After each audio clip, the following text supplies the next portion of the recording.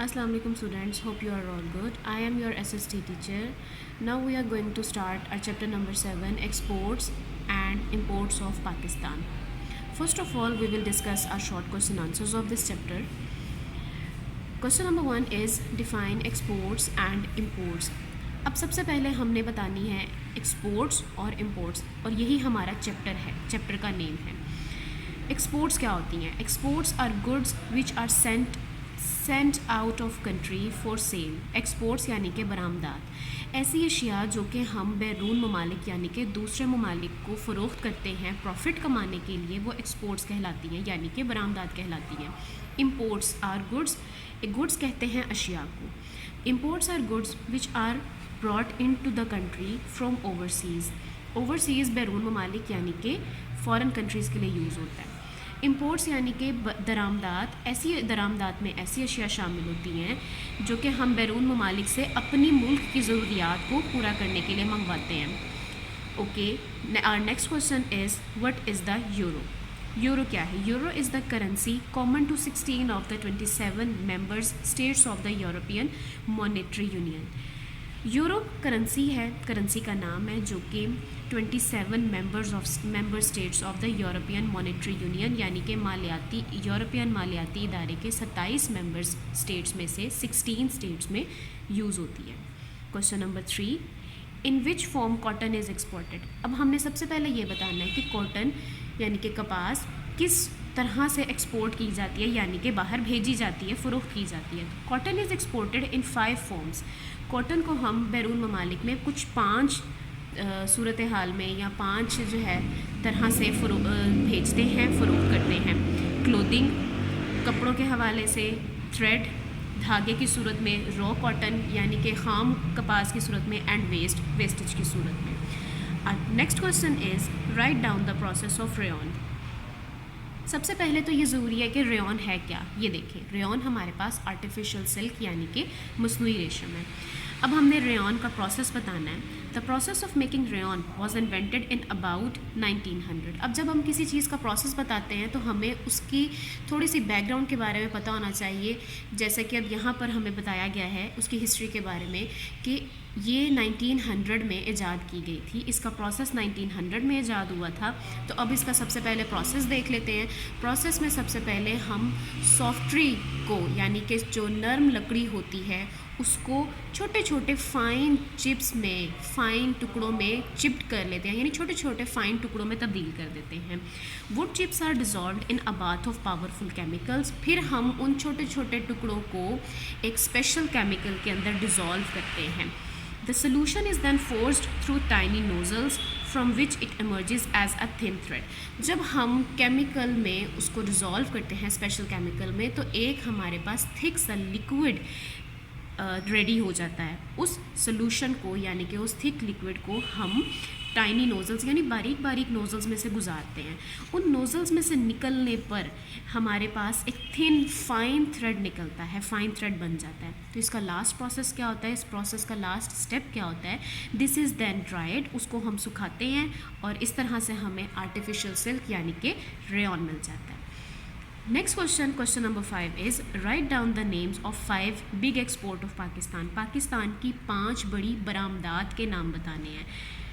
5 बड़ी बरामदात में सबसे पहले हमारे पास आता है कॉटन यानी कि कपास, रेयॉन यानी कि मसनूई रेशम यानी आर्टिफिशियल सिल्क, राइस यानी चावल। नंबर 4 इज़ स्पोर्ट्स इक्विपमेंट मतलब खेलों का सामान, और number 5 carpets. Question number 6 right the names of main imports of Pakistan. अब जैसे हमने क्वेश्चन नंबर 5 में अपनी एक्सपोर्ट्स के बारे में बताया है कि हमारी पाकिस्तान की बड़ी 5 एक्सपोर्ट्स यानी बरामदात कौन सी हैं, ऐसे ही अब हमने क्वेश्चन नंबर 6 में ये बताना है कि पाकिस्तान कौन कौन सी चीज़ें दरामद करता है यानी बैरून ममालिक से मंगवाता है।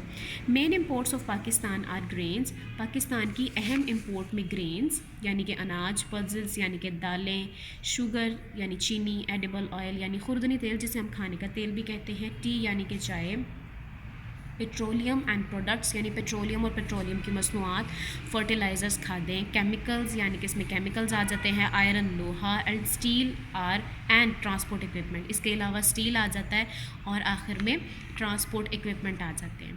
Question number 7 what is invisible exports.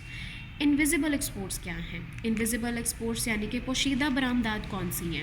Many Pakistani men work overseas specially in the oil field of Saudi Arabia, یعنی بہت سارے پاکستانی ایسے ہوتے ہیں جو کہ بیرون ممالک میں کام کر رہے ہوتے ہیں، خاص طور پہ آئل کی فیلڈ میں کام کر رہے ہوتے ہیں، سعودی عربیہ میں، یو اے ای یعنی کہ عرب اماراتس میں، اور اس کے علاوہ یو ایس اے میں، یو کے میں، where wages are much higher than at home, یعنی جہاں پر انہیں اپنے ملک کی نسبت زیادہ تنخواہ دی جا رہی ہوتی ہے. They send back some of their money, تو وہ اپنی تنخواہ کا کچھ حصہ اپنے گھر میں، اپنے ملک میں اپنے گھر والوں کو، اپنے فیملی ممبرس کو بھیجتے ہیں، their families in Pakistan. This money is called invisible imports. تو ایسی جو امپورٹس ہوتی ہیں انہیں ہم کیا کہتے ہیں؟ انویزیبل امپورٹس، یعنی کہ پوشیدہ برآمدات کہتے ہیں. ان کی جو ہمارے پاس بیسٹ ایگزامپل آ جاتی ہے وہ ہے بینکس. جو ہم بینکس کے تھرو ہم اپنے پیسے اپنے فیملی ممبرس کو ایک پروفٹ کی صورت میں سینڈ کر رہے ہوتے ہیں، وہ ہمارے پاس انویزیبل امپورٹس ہیں. آگے آ جاتا ہے ہمارے پاس long questions.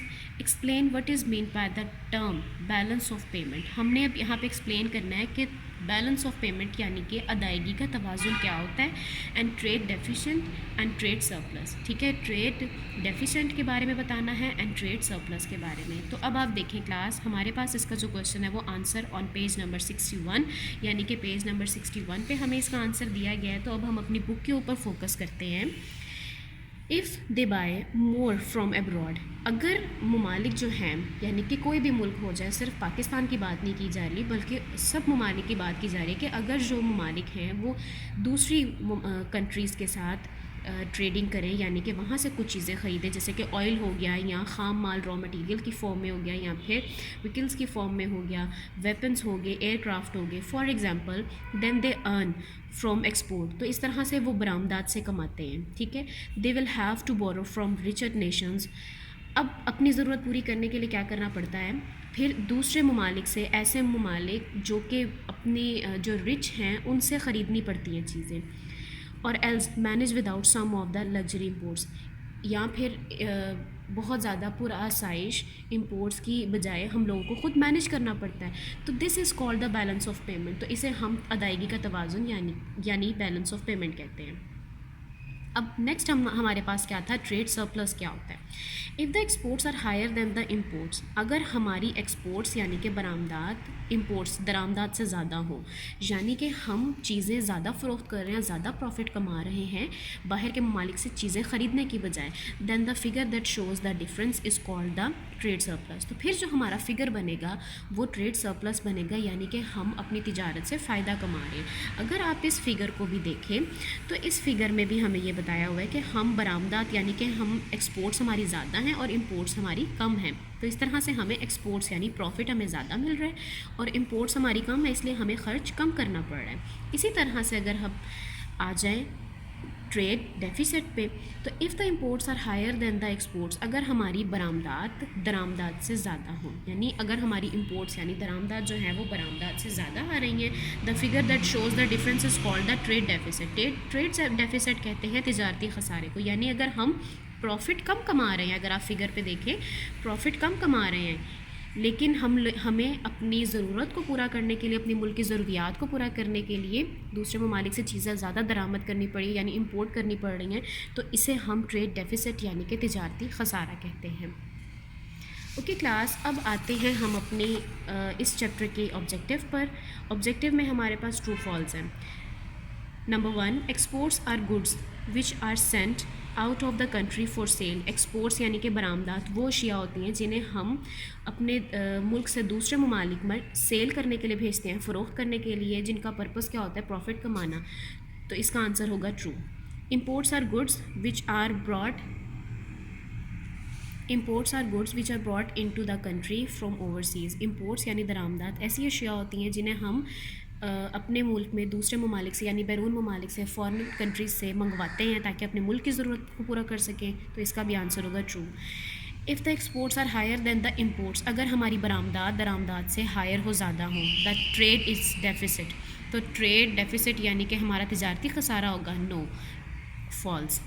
If the exports are lesser than the imports, اگر ایکسپورٹس برآمدات کم ہو امپورٹس یعنی درآمدات کے نسبت، تو ٹریڈ از سرپلس، ہمیں فائدہ ہوگا. اس کا آنسر بھی ہمارے پاس ہوگا false. If imports are equal to exports, اگر ہماری امپورٹس یعنی کہ درآمدات برابر ہو برآمدات کے یعنی ایکسپورٹس کے is called balance of payment, تو اسے ہم اپنی توازن ادائیگی کیا کہیں گے، یعنی کہ ہماری جو پیمنٹس ہیں وہ بیلنسڈ ہیں، تو آنسر ہوگا ٹرو۔ نمبر 6 ہے most country payments are in euro, ہماری کنٹری کی جو پیمنٹ ہے وہ یورو میں ہوتی ہے، بہت سارے کنٹریز کی پیمنٹ، اس کا آنسر ہے true. Number 7 euro is the currency of U S A, euro currency U S A کی ہے، تو آنسر ہے ہمارے پاس false. On 1st January 2002 euro coins and notes were introduced. 1st January 2002 کو کیا یورو کرنسی اور coins اور notes introduce کیے گئے تھے، تو آنسر ہے true. Number 9 cotton is exports in 2 forms, cotton 2 forms میں ایکسپورٹ ہوتی ہے، تو آنسر ہوگا false. Number 10 the process of rayon was invented in about 1900، rayon بنانے کا جو پروسیس ہے وہ 1900 میں ایجاد کیا گیا تھا، تو آنسر ہوگا ٹرو۔ ہوپ فلی اسٹوڈنٹس آپ لوگوں کو آج کا لیسن سمجھ میں آیا ہوگا۔ تھینک یو سو مچ، اللہ حافظ۔